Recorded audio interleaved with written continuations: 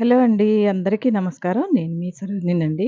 ఇలాగా స్వామివారి అభిషేకం తర్వాత స్వామివారిని అలంకరించుకొని ఆకాశ ఒత్తులు వెలిగించుకుంటానండి. వెలిగించుకున్న తర్వాత ఆ దీపానికి కూడా ధూపం చూపెట్టి స్వామివారిని రెడీ చేస్తాను కదండీ! మంచిగా అలంకారం చేసిన తర్వాత మనము ధూపం చూపెట్టాలండి. తప్పనిసరిగా చూపెట్టాలి.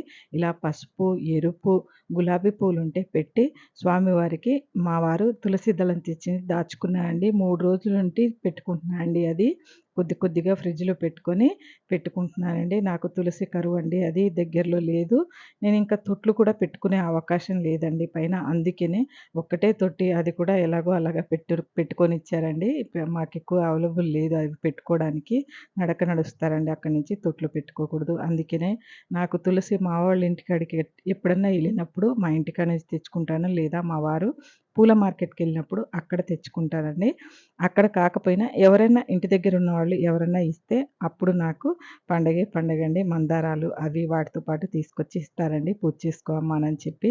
ఎప్పుడన్నా స్వామివారు అలా సాయం చేస్తారండి. నాకు తులసి అంటే చాలా ఇష్టమండి. దండ అయితే ఆర్డర్ ఇచ్చి దండ చేయించుకుంటామండి.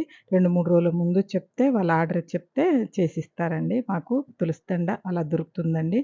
ఇలా ధూపం, దీపం మొత్తం ఇచ్చి స్వామివారికి ఇలా హారతి పట్టుకున్నా అండి. ఆ ముత్యాల దండ పెట్టుకున్నా అండి స్వామివారికి. ఆ ముత్యాల దండ చూడండి పువ్వులు లేనప్పుడు ఆ ముత్యాల దండ కాస్త పనికొస్తుందండి స్వామివారికి. ఖాళీగా లేకుండా నాకేదో వెలితిగా ఉంటుందండి. పూలదండ లేనప్పుడు బాధనిపిస్తూ ఉంటది. అయ్యో! స్వామివారి మెడలో ఏమీ లేవే అనిపిస్తూ ఉంటదండి. ఆ ముత్యాల దండ అలా తెచ్చుకున్నానండి నేను బిర్లా మందిర్ దగ్గర నుంచి. చెప్పానండి మీకు. అది వేసి స్వామివారిని చక్కగా నేను హారతి స్వామివారికి మనస్ఫూర్తిగా హారతిచ్చుకున్నానండి. ఇలా శివలింగం కూడా మంచిగా అలంకరించుకున్నానండి. చూడండి మీకంతా చూపెడతాను. చూడండి స్వామివారిని ఇలా అలంకరించుకున్నానండి. ఈరోజు సోమవారం కదండీ! విభూది పెట్టాను స్వామివారికి. విభూది పెట్టి చక్కగా అలంకరించుకొని స్వామివారికి దీపాలు, ధూపాలు, నైవేద్యం, కొబ్బరికాయ అన్నీ కొట్టుకున్నానండి. ఇలా నేను మంచిగా సుందరంగా రెడీ చేసుకుంటానండి. చూడండి నాకు సుందరంగానే కనపడుతదండి నా పూజ.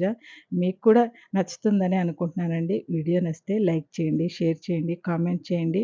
థాంక్ యూ వెరీ మచ్ అండి.